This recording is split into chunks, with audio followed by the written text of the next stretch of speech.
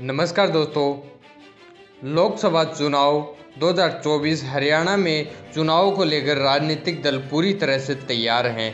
लगभग सभी राजनीतिक दलों ने प्रदेश की 10 लोकसभा सीटों पर उम्मीदवारों की घोषणा कर दी है। ऐसे में भाजपा के सामने इस बार चुनाव में मत प्रतिशत बढ़ाने की बड़ी चुनौती रहेगी। कुरुक्षेत्र में भाजपा के नवीन जिंदल का मुकाबला इंडिया गठबंधन के प्रत्याशी सुशील गुप्ता और अभय चौटाला के साथ है। साल 2019 में हरियाणा की सभी 10 लोकसभा सीटें जीतने वाली भाजपा के सामने इस बार पिछली जीत दोहराने की चुनौती है और वोट प्रतिशत बढ़ाने का भी दबाव है। पिछले चुनाव में भाजपा ने 58.2% वोट हासिल किए थे, जो 1977 के बाद अब तक के चुनावी इतिहास में सबसे अधिक मत है। कांग्रेस को 28.5% मतों में संतोष करना पड़ा था। इस बार भाजपा 7 सीटों पर जीत की हैट्रिक लगाने की रणनीति के तहत आगे बढ़ रही है। वहीं कांग्रेस लोकसभा चुनाव में सीटों के सूखे को खत्म करने की जिद्दोजहद में है।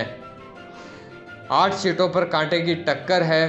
कुरुक्षेत्र एकमात्र सीट है जहां भाजपा के नवीन जिंदल, इंडिया गठबंधन के उम्मीदवार सुशील गुप्ता और इनेलो प्रत्याशी अभय चौटाला के बीच त्रिकोणीय मुकाबला होगा। अंबाला में भाजपा की बंतो कटारिया और कांग्रेस के वरुण मुलाना, गुरुग्राम में भाजपा के राव इंद्रजीत तथा कांग्रेस के राज बब्बर के बीच कांटे की टक्कर होगी। फरीदाबाद में भाजपा के कृष्णपाल गुर्जर और कांग्रेस के महेंद्र प्रताप सिंह में रोचक मुकाबला होने वाला है।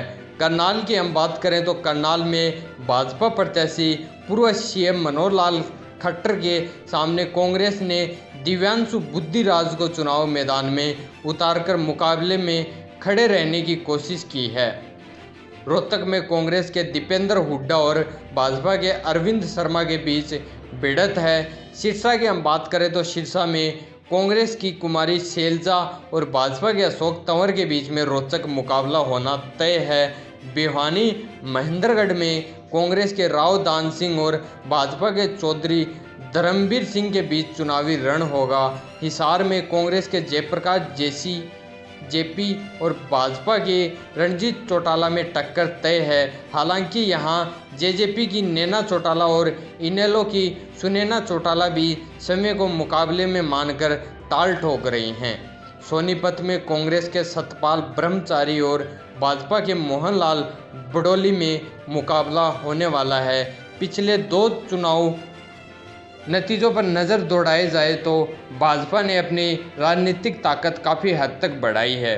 2014 में भाजपा ने 7, कांग्रेस ने 1 और इनेलो ने 2 सीटें हासिल की थी। भाजपा का मत प्रतिशत 34.8% था। कांग्रेस को 23% वोट मिले थे। साल 2019 में भाजपा सभी 10 सीटें जीतने में कामयाब रही थी और 58.2% मत हासिल कर समस्त पिछले रिकॉर्ड तोड़ दिए थे। भाजपा ने कांग्रेस के 35 साल पुराने रिकॉर्ड को भी तोड़ने का काम किया था। कांग्रेस ने 1984 में पूर्व प्रधानमंत्री सौ इंदिरा गांधी की हत्या के बाद सहानुभूति का लाभ उठाते हुए 54.9% मत हासिल किए थे, जब भाजपा को 7.5% मतों के साथ चौथे स्थान पर संतोष करना पड़ा था।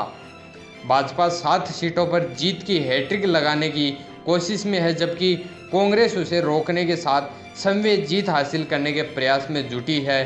साल 2014 और 2019 में भाजपा ने गुरुग्राम, फरीदाबाद, अंबाला, करनाल, कुरुक्षेत्र, भिवानी, महेंद्रगढ़ और सोनीपत लोकसभा सीटों पर लगातार 2 बार जीत हासिल की थी। भाजपा इस बार फिर इन 7 सीटों पर जीत की हैट्रिक के लिए काम कर रही है। इन 7 सीटों में भाजपा के कुछ उम्मीदवार बदले हैं तो अधिकतर पुराने हैं।